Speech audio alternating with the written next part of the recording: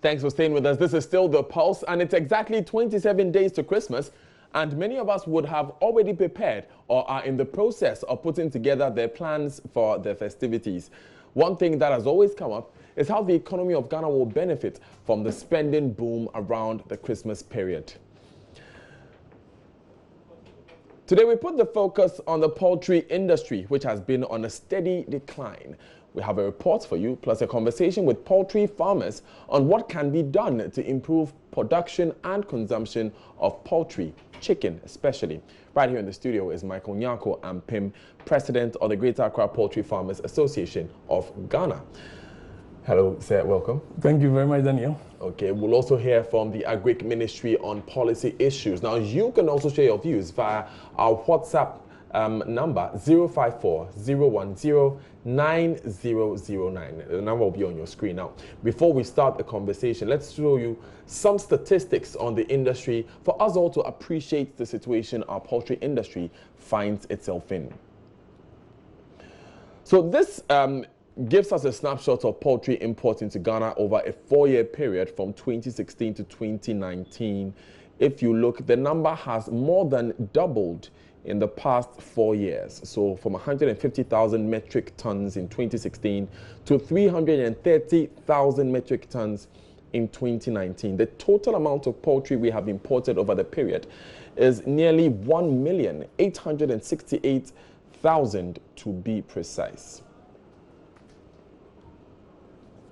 Now, this is where it gets interesting because the local production of poultry is 10% of the nation's poultry use or poultry supply.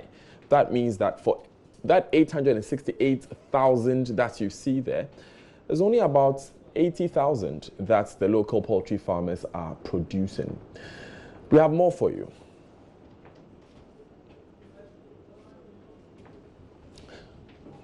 Now, we have more for you, like I said, but first, though, JoyNews went out to have a first-hand view of the situation of the Ghanaian poultry farmer.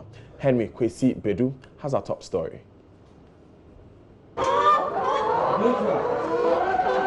It's not about our capacity to produce. It is about the national policy, the national willingness to support the industry. The Tema and Takrady harbors are where most of it arrives. We've been importing in a very scary manner in the last 10 years. The imports of poultry in particular has been frightening. As the Europeans like the breast of the chicken, the other parts are shipped in refrigerated containers to other parts of the world, mostly Africa. Yeah, I think Ghanaians love chicken. You love chicken a lot? Yeah, a lot. At a cold store at Aveno here in Accra is one of many storage facilities across the country for these products. Lots of boxes of chicken have just been brought in from Georgia, the Netherlands, and other European countries. Benjamin, a cold store operator, tells me customers want their chicken cheaper. I say cold store chicken price no from type. Say poultry farm there, like I know the emphasis is it's Christmas time there. That's where they go. A whole side I got all life ones no. But I say the year Bianena say open near Becontema, Obaku store now, Obinya, Nyafino, Okakuku, Abuebia, and I say we. At Oyarifa in Accra, we meet Augustine Amankwa. He started his poultry farm in the early 90s with just 200 birds. I started this business 1992 with a base of 200. And then now I have about a capacity of 22,000. Broiler, we are doing about 18,000 now. And then layer, 22,000 capacity.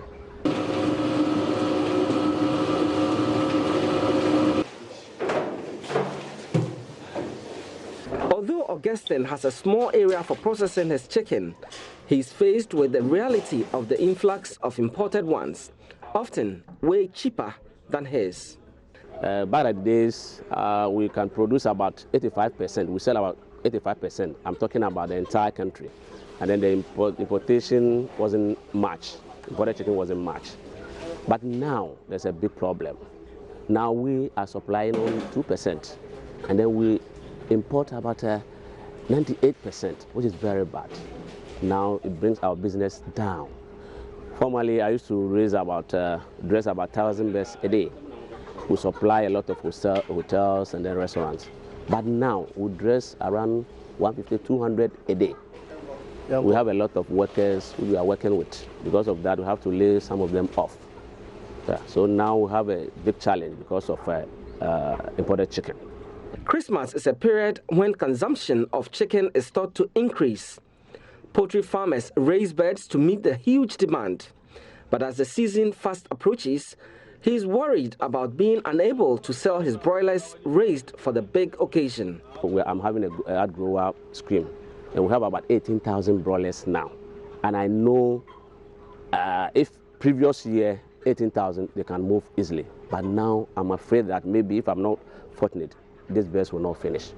But we need to raise them for occasion. That's what we are doing, because we have a lot of ad grower members, about 20 people. And we have about 18,000 broilers now. And we are focusing on December festivity. Boakye Yadom is also a large-scale poultry farmer. He distributes his products to some selected supermarkets and individuals who have the taste for the chicken produced locally. So the volume of chicken imported into this country and the number of birds that we need to survive as a country, this country, we are capable of raising them. So it's all about channeling these funds into local production. And I've always said that they've used that claim that the local farmers are not capable. We are more than capable.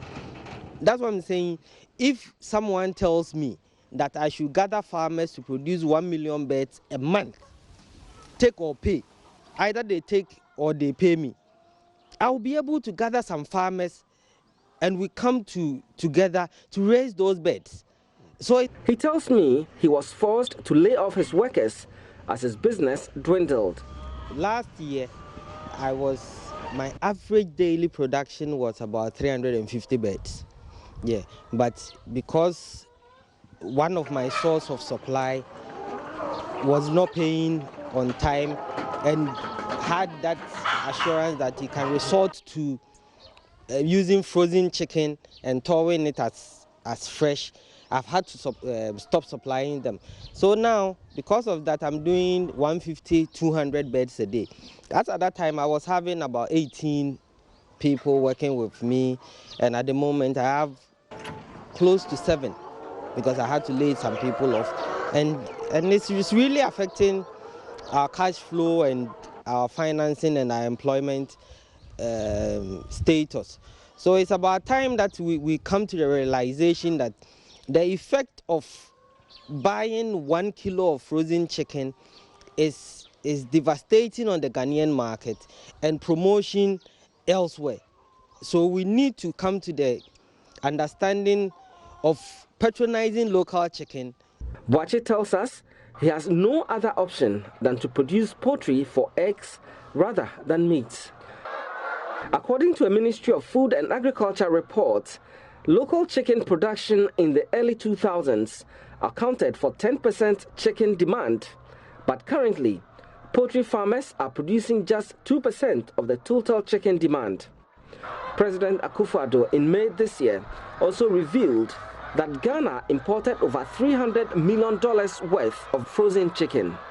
Ghana's livestock sector has been experiencing a steep decline, largely attributed to the high cost of production and competition from cheap imports of livestock and its products. This situation has forced most livestock producers to stop producing meat and to concentrate solely on crop production.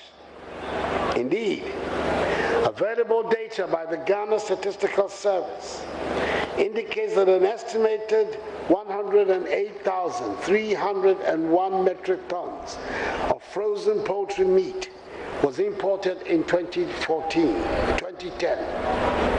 By 2014, this had doubled to 216,372 metric tons.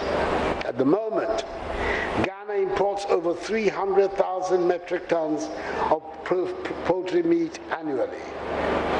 Even more staggering is the revelation that Ghana's importation of meat products amounts to about $400 million annually. In 2018, livestock local production of 57,871 metric tons accounted for only 19% of the country's meat requirements. The remaining 81% had to be imported with scarce foreign exchange resources to meet local demand.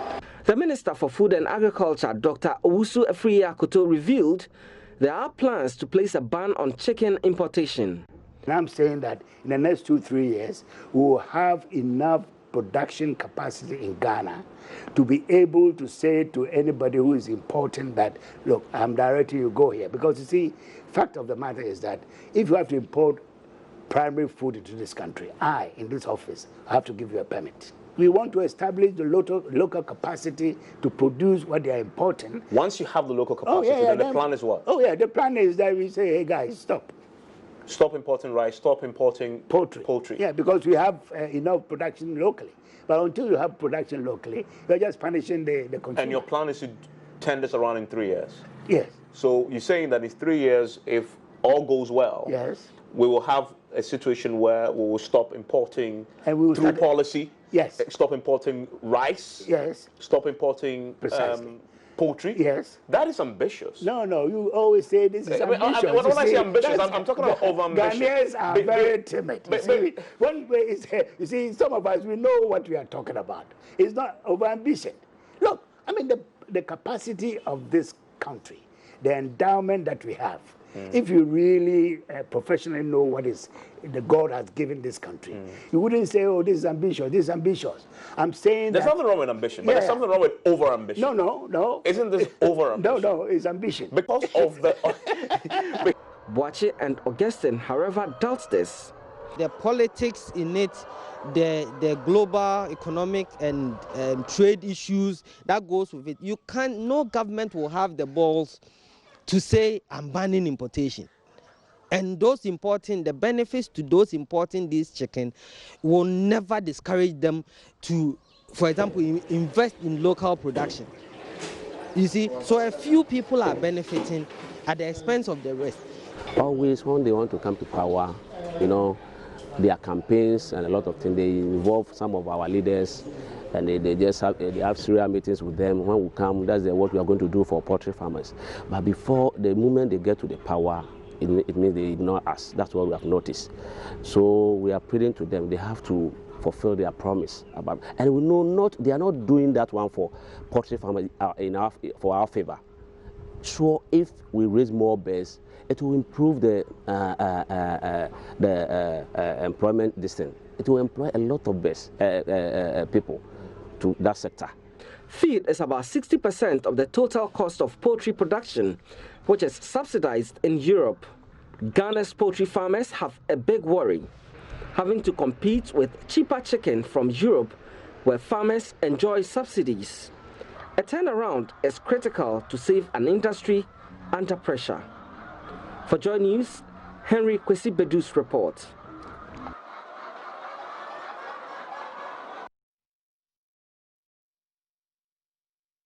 Quite an interesting picture there of the local poultry industry. Let me come to the studio now and speak with Michael Nyarko-Ampem.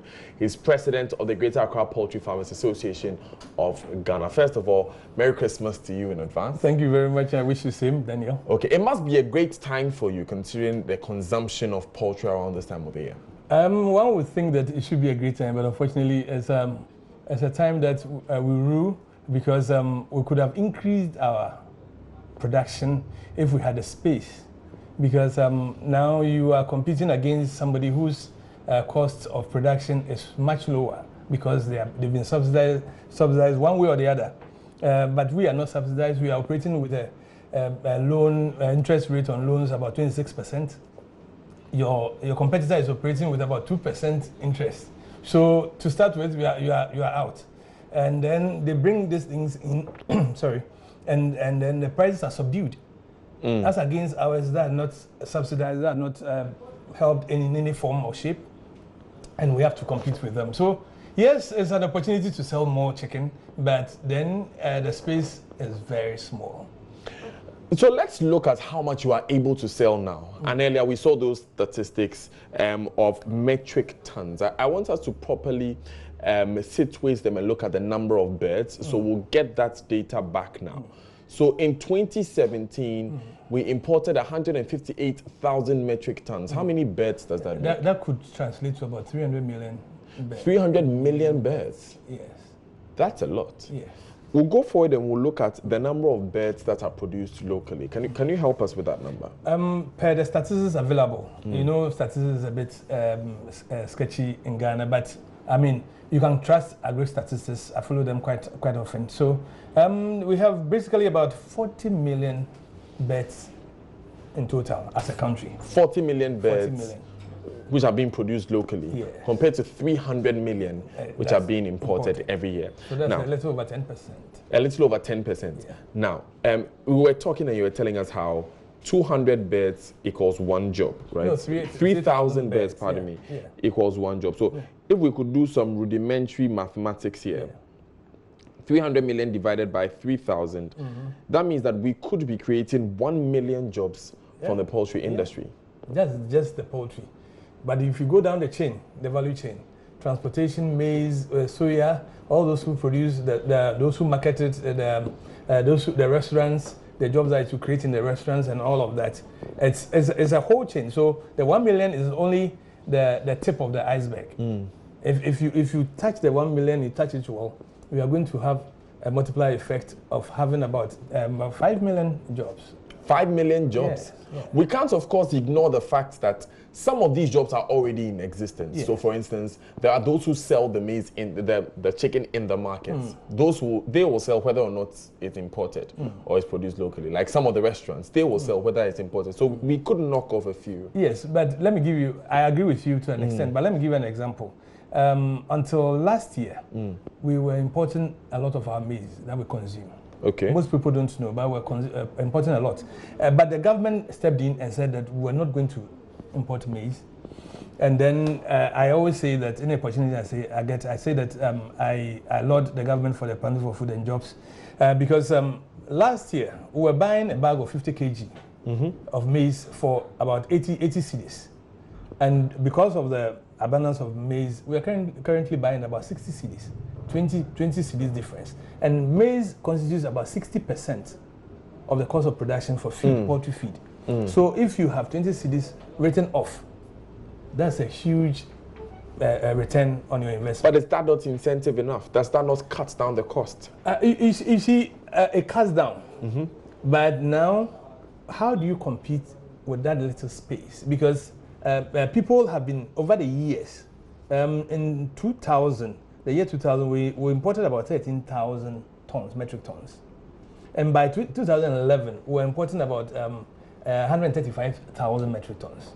Now, whether consciously or unconsciously, people have been engaged and directed to eat imported chicken. It's been advertised as being nice, it's been advertised as being available, it's been advertised as being quick fix and all of that.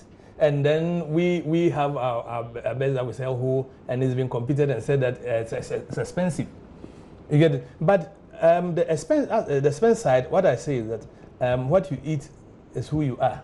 Because if the imported one has a lot of fat, has a lot of all those things that are unhealthy, and you are eating them, you spend a lot of money going to the hospital. As against eating the local one, which is fresh and has no antibiotics and growth hormones.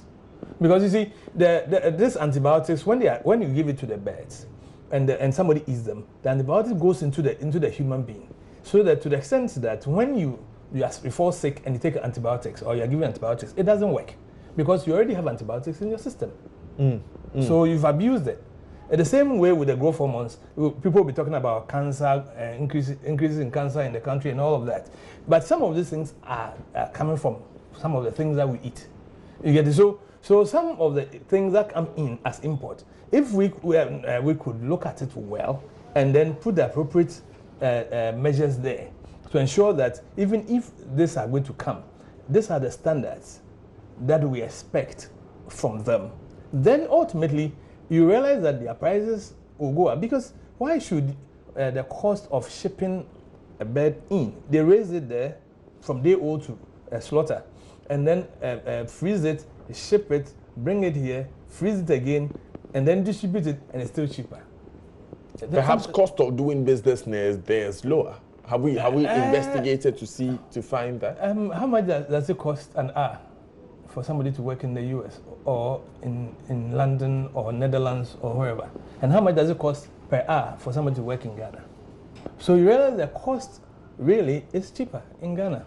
But you did mention interest rates on loans. Yes, that's also a fact. But you see, it's not just one problem.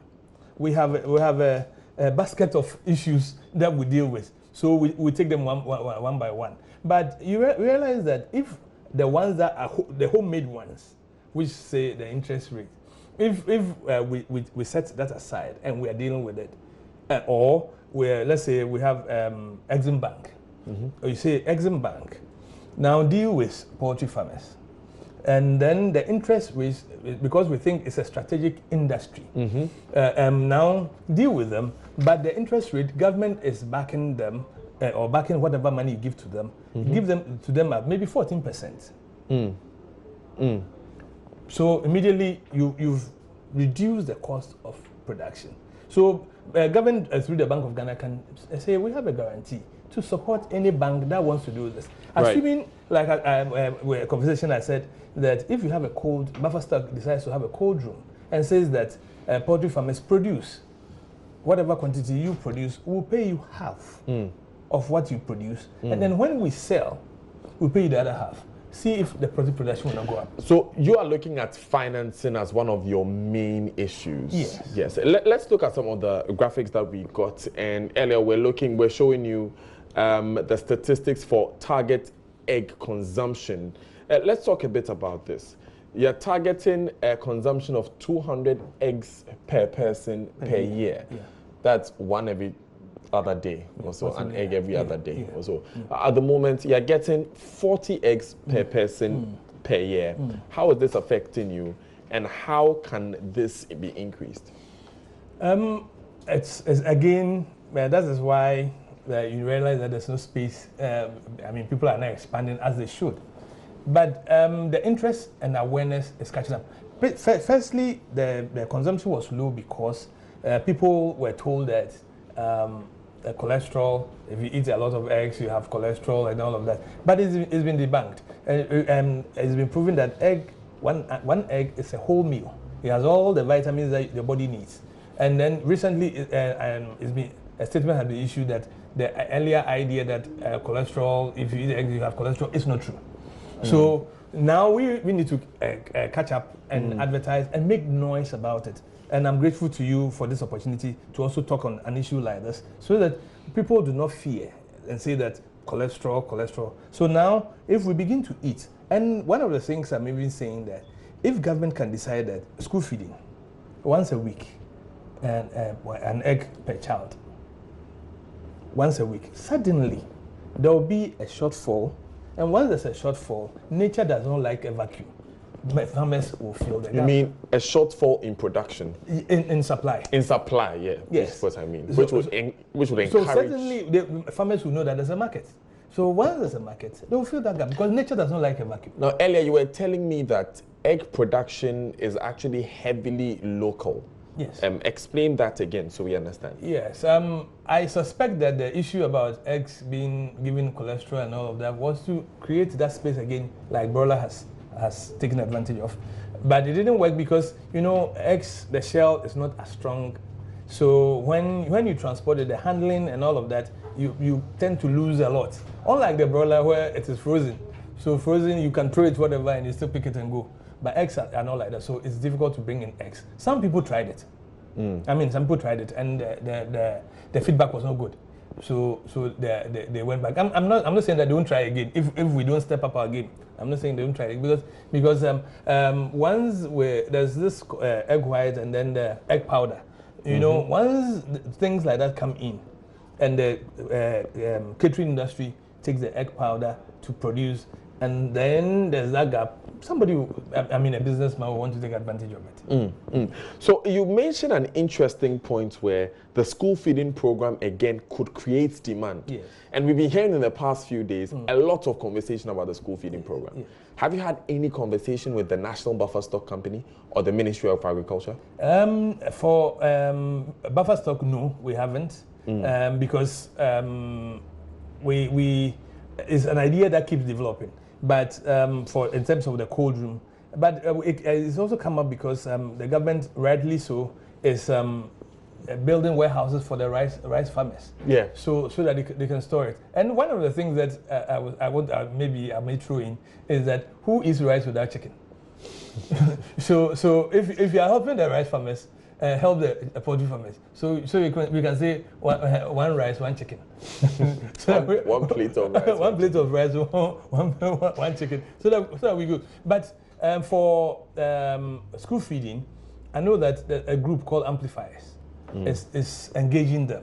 But again, these are local producers, the Amplifiers. The Amplifiers is not local producers. Unfortunately, they are people that are being supported by the United States Department of Agriculture to come in. So interestingly, they are the ones spearheading that. But again, what is happening from my checks, it can be denied or agreed on, is that the amount of money paid per person for school feeding is what is creating the gap that government is not able to get that done. If it is increased a bit, then, or there's a form of negotiation, then we can do that. But I'm not saying every day, because that may be a burden on the government. But one egg per week per child. Michael Nyarko-Ampem, we want you to join this conversation here on The Pulse. So we are displaying the WhatsApp number at the bottom of the screen. So whenever you want to chime in or you want to add your contribution, you can do so immediately. We want to go into a pie chart of the representation of this data that we have brought in so far, so that we can understand exactly from year to year how the production, the consumption increases, and exactly how we can take advantage of it. Mr. Ampem, you mentioned financing, loans, and the cost of borrowing, which can influence the prices. Yeah. Have you spoken to any of the financial institutions? Because, you know, individually, apart from government, they could also support. Yeah, a lot. We've spoken to a lot of the finance houses, but they are also worried. They say that agric is a risky business, but I've always argued that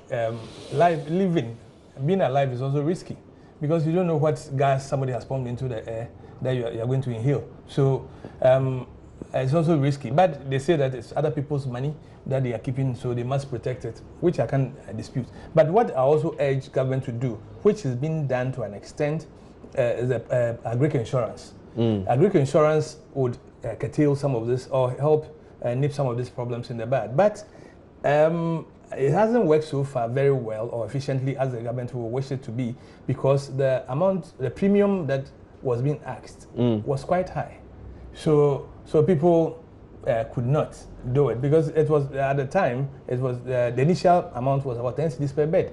You insure, I mean, how much are you making on the bed for you to insure it for 10 cedis? You know, so farmers did not go for it. Okay. But if it's re-looked and redone well, which I know they are working on, so we await it and see how it goes. Right. I'm getting a few of the messages. Our WhatsApp number 054-010-9009. You want to know, please ask them why the local chicken is expensive compared to the foreign one. Maybe he wants a restate and would have that done. How many of the farmers pay their taxes? Albert from Russia in Accra. We all know that locally produced chicken tastes much, much better than the imported ones. Fortunately for us, it is one area of agriculture which is still attractive to the youth. Why can't we support our own? You didn't add your name to that one. You best do that. And of course, keep those messages coming. The WhatsApp number is below the screen. Let's quickly go to this issue of taxes. He wants to know, how many of you pay your taxes? For instance, the organization I represent, GAFA, we pay tax annually. It is assessed and we pay. And you see, generally, taxation was not something that people were, I would say people were averse to. But now you have educated people going to farming. Hitherto, you had quote-unquote illiterates in the industry. But now you find them. And those ones there are paying their taxes. You can, for a lot of our members, you go in there, they are paying taxes. For the ones that do, say, broilers, and they do it occasionally, they may be paying some form of maybe assembly tax and all of that. But the ones, the established ones that are doing the business, they are paying. Let's go to the phone lines now and speak with the Director of Poultry at the Ministry of Food and Agriculture, Edwin Bequim. Mr. Bequim, thanks for joining us. Yeah, you're welcome. In the first place, are you aware of some of the challenges that the poultry farmers have been telling us here in the studio? High cost of access to financing, low market for eggs in particular, and low market for what? Eggs? For well, so the argument that has been raised has been about low market both for eggs and for broilers. I'll depict that for you, especially because of their non-involvement in the school feeding program, and also the issue of the cost of feed. I just got that in from a texter, Abraham. The cost of feed? Yes, for the eggs, for the chickens. Okay. Are you aware of some of these challenges? Yes, I know of the cost of feed and the low market for the meat. Charlie. With the so you want me to? Yes. So how is the ministry addressing these challenges? Yeah, you see, let's take the cost of feed for example first. Broilers or chickens, mainly the feed ingredients needed are maize and soya. Are you hearing me, sir? Your name. The main ingredients are maize and soy. So yes, and under the PFJ, the maize production is increased drastically. So what we are suggesting, farmers can take advantage and stockpile maize when the prices are low. With soya, there is an increase in soya, though we are not there.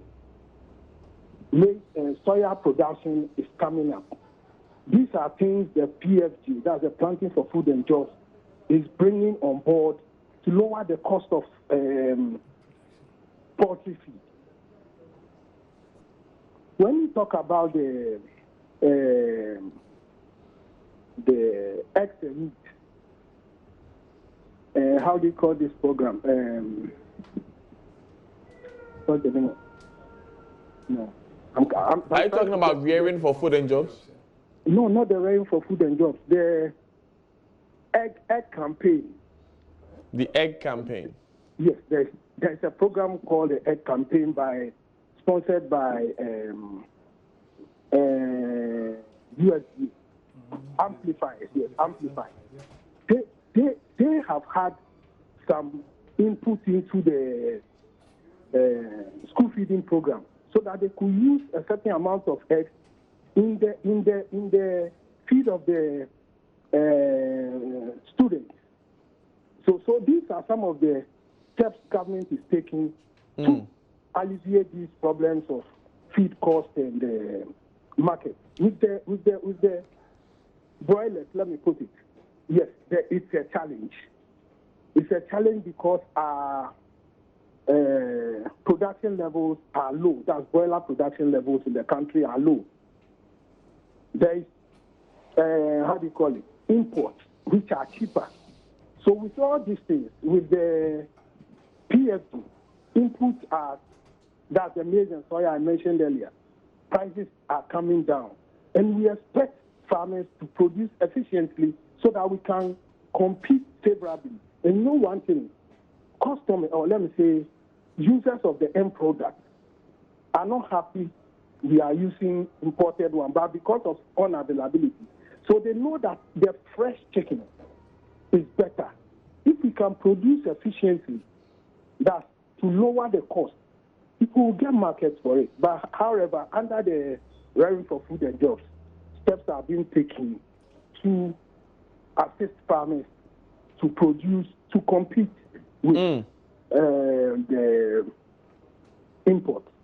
A few questions here, Mr. Bekwe. First of all, this amplifiers program, which is plugging into the school feeding program, how many eggs are being bought locally, and what's the total demand for the senior high schools taking part in the junior high schools and the senior high schools in the school feeding program? To be frank with you, I don't have the figures, but what I remember at one of their meetings was, I think, about 13 eggs for about 100 students or so.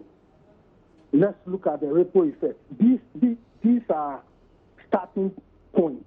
So gradually, we should be able to incorporate this into most of the school feeding programs. Did you say 30 eggs per 100 students? 100, I think they say about eggs. You see, they are not going to boil and give to them one. Maybe in the stew, they mix it with the stew. You get it? And this is for the school feeding at the basic level? At the basic level. So that can also be pushed on to the, how do you call it, the second cycle. That's the senior secondary. Right, but have we sat with the farmers to measure the effect of this policy? How long have we been doing it? What have we gotten out of it? It's not quite long. They just had access to it, I think, this year, around mid-year or so. I can check with Amplifiers the exact time. Mr. Bekwe, you mentioned that efficiency on the farms is one key reason why the cost of poultry is so expensive locally. It's part of it. But the farmers take loans at 26% interest rate compared to elsewhere where some people take loans at 1, 2, and 0% interest rate. Yes. You see, these are economic issues I wouldn't want to talk about, but these are things that government can look at, that the economists and the bankers can look at.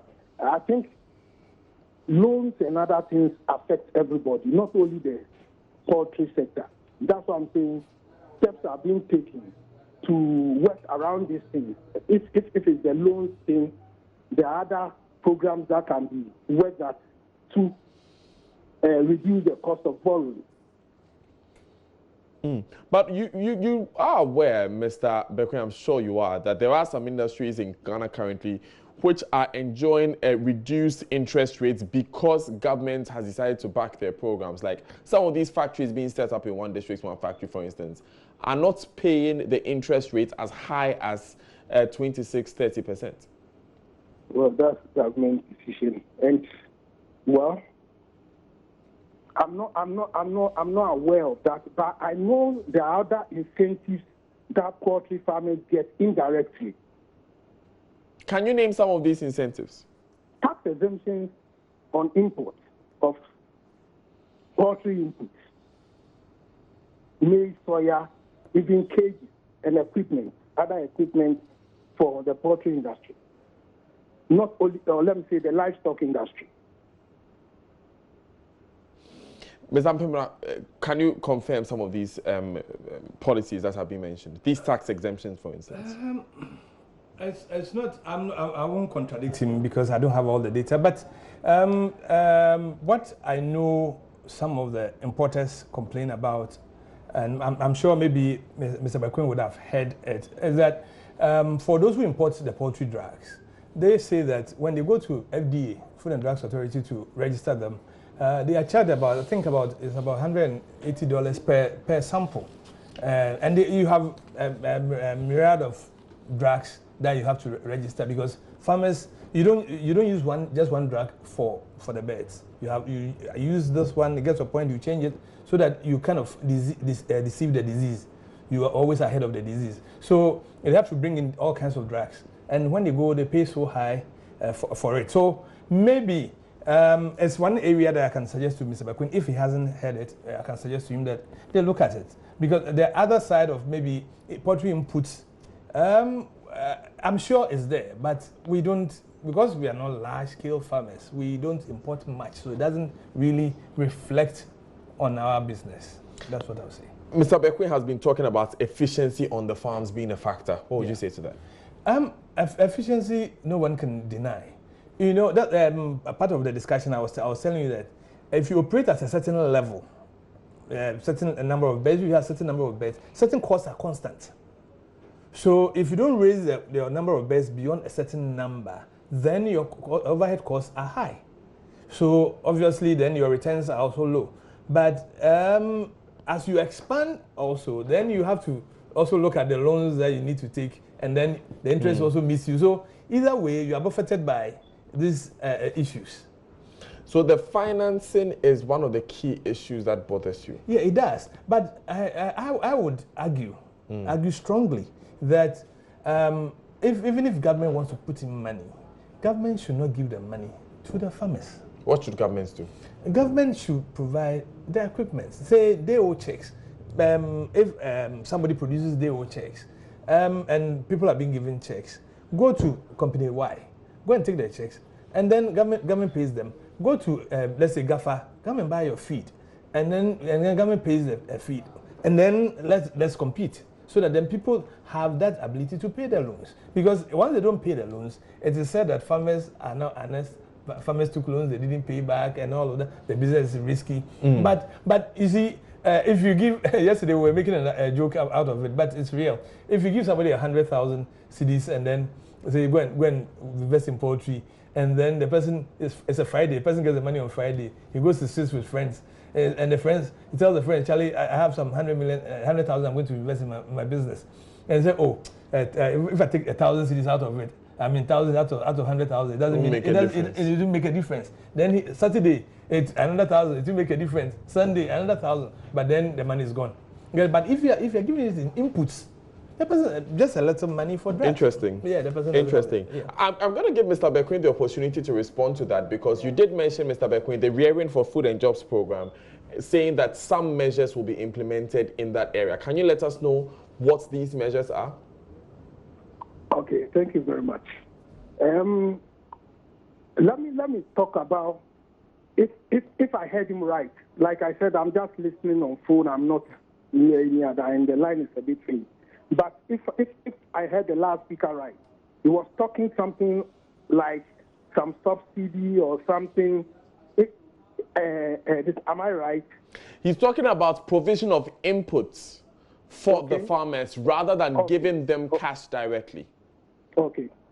You see, when the president launched the Rearing for Food and Jobs in WA, he made mention that poultry farmers,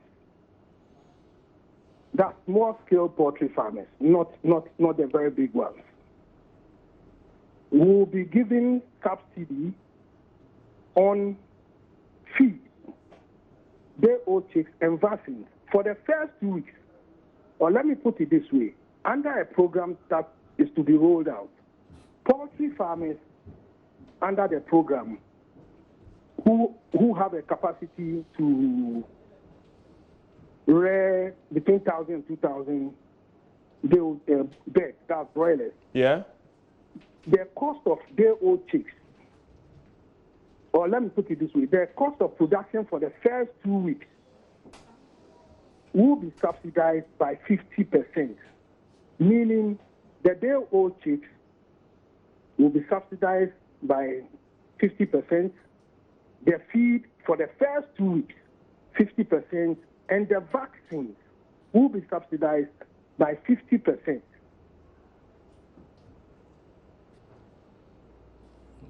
Okay. So that program is, I believe, by early next year, it should be rolled out. How many farmers are you starting with? On a pilot basis, we're talking about 4,000 farmers. It might be small, but we want to start, then gradually we scale up. But if I may, planting for food and jobs was not piloted and scaled up gradually. Why are we taking this approach for RFJ? Planting for food and jobs started with a small number. And as the years went by, we started with, I think, a target of 500,000 farmers or so. And it scaled up as the years went by. Mr. Bekwe, 500,000 farmers is not a small number. Yes. You know, the crop sector is quite different from the livestock sector. Quite different. And my gallant farmers over there are aware of that. We need to tread cautiously. Looking at past experiences, we need to tread cautiously. That's why we're starting with 4,000. Then as they buy into it, as farmers buy into it, we scale up. Mr. Nyarko-Ampem, are you satisfied with this approach of starting with 4,000 poultry farmers?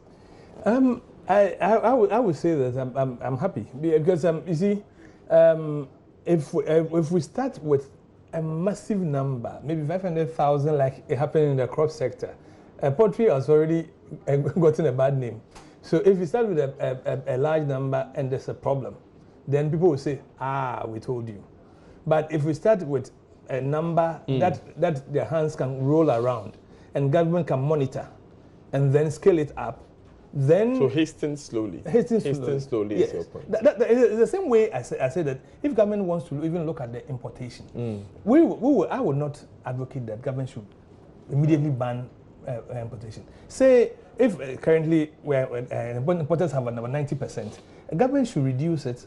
Maybe say import about 70%. Right. Next year, import 50%. Right. So that there are no shocks in the system. Let me take that question of a ban to Mr. Bekwe immediately. Mr. Bekwe, will government consider a ban, even if it's graduated, like Mr. Nyarko-Ampem is talking about, to poultry products, the importation of poultry products? Yeah, I think this is an idea that has been tried before. I don't want to accuse anybody. It's something we can do, provided we'll be faithful to our country. Because at a point in time, when this thing was done some years back, people were bringing invoices saying they bought birds from the local market, and which was not true. But it can still be done if we can raise our local production so that, like you said, there's that shock will not be felt. Because if we ban and we are not able to produce locally, there's going to be a shock. But what's the plan to get to that point, Mr. Bekwe? Yeah, that's what I'm saying. Under the realm for food and jobs, the program I just mentioned. Okay. Yes, Okay. so when we start scaling up and we realize our local production is coming up, then gradually we can reduce imports. So, is there an end in sight? Is there a year that you are targeting? Like we've heard the announcement of a ban on rice by 2022. Is there a year in sight that we want to ban poultry importation? We need to look at, now that we started this on a pilot basis, let's look at how it goes. Then maybe by the first or second year, we can say categorically that within this number of years, we can ban the importation or reduce the importations to a certain level. What's the target of the total number of tons you want to produce by the end of 2020? By the end of 2020, under that program, we're targeting around between 40,000-50,000 metric tons.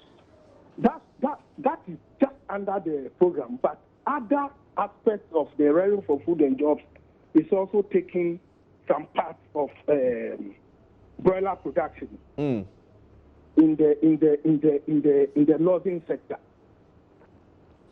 Right. Finally, Mr. Bekwe, it's Christmas in a few weeks. Has the ministry giving any sort of support to local poultry farmers considering the increase in demand around that time of the year? Like I said earlier on, physical, you mean physical? Any form of support whatsoever, whether it's physical cash or input, any form of support. The incentives I mentioned earlier and the scale in production of maize and soya, this could be the sort of incentives. Were any funds provided in November? Any? Funds provided in November? Funds? Yes, monies provided for local poultry farmers in November. That I'm not aware of. Right. I'm not aware of that. Mr. Eric Bekwin, let me just, hold on just a moment for me. Let me take a final comment to you from Mr. Nyarko-Ampem. So, well, the man from the Ministry of Agriculture is on the line. Yes. If there's anything you'd like to directly have him address, what would that be? Yeah, one of the things that I'm sure there's been a lot of stakeholder engagements that he's engaged done. But I think that the feed millers should also be brought on board so that when we are brought on board, we will be able to bring up our issues. Because when the feed millers are able to bring down the cost of production, the cost of producing poultry would naturally come down. By feed millers, you mean those who produce the feed for the chicken? Yes, for the chicken. So because we bring the part of the cost, and then those who sell the day-old chicks also bring part of the cost. So I think that I'm sure they've done it already, but maybe to reiterate, Mr. Bekwin can encourage or invite us. We sit at a table, we bring up some of these things, we judge it, and then I'm sure by the time the 2020 is done, we would have a very good report to. But with Christmas being in a few weeks, are you satisfied with what you've heard that the poultry farmers are going to receive all the support they need for this Christmas season? Oh, I think Mr. Bekwin is talking about the Rearing for Food and Jobs program. He did mention that there are some incentives for this year. And that is not for this year. But this year, farmers, as usual, are the ones who have gone ahead to do their own business, go and are ready to go out there and sell. So, like I keep saying, if warehousing, because the birds come in and they have to be sold, you know. But if there's a form of warehousing or cold room, yeah, it will help. Finally, Mr. Bekwin, thank you so much for joining us. But for the free SHS program, I just wanted to make one comment. Right. Okay. I heard Mr. Nyarko talking about engagement with feed millers. Yes. And he said that we should engage because there are policies like reduction of cost at the feed millers. Please come again. He's talking about how feed millers are too expensive. Yes, you see, that's why I'm saying, one, they can stockpile ingredients when it's cheap. In fact, we had a meeting with some people, I don't want to mention the names, and we're saying government is building warehouses. Why don't this group meet the ministry, if possible, hire or ask for one warehouse, then they can store their ingredients when it's cheaper, so that they can use it over a period. But engagement with the feed millers, I think we've done that once. We have plans to engage the feed millers, poultry farmers, we've engaged the Poultry Farmers Association. Feed millers, we've engaged them about twice, but I think there's more that we can do. Right. You mentioned that school feeding is going to take up some of the produce from poultry farmers. Part of the free SHS program, are we going to see the National Buffer Stock Company being engaged and the free SHS program buying up some of these eggs and broilers? Yes, you see, but we need facilities like cold store facilities to take up these eggs and the chicken. That's why I said the poultry industry is a bit different, quite different from the crop industry. So currently, government is putting in place measures to have cold stores and processing plants that could serve as off-takers. People will go off-take the final product on the poultry farms, and this can be held in these cold stores and gradually distribute them to producers and consumers. How many cold stores and by when? I can't give you timelines, but it's in the design phase. We are designing that sort of project. So How many? I can't give you figures now. Okay.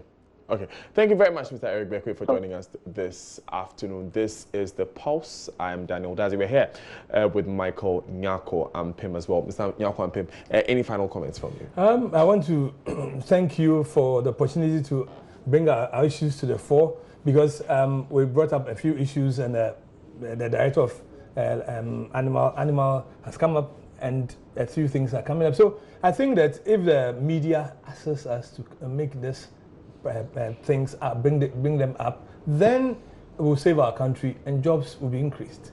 Thank you very much, Michael Nyarko-Ampem. You're still live on The Pulse on the JoyNews channel.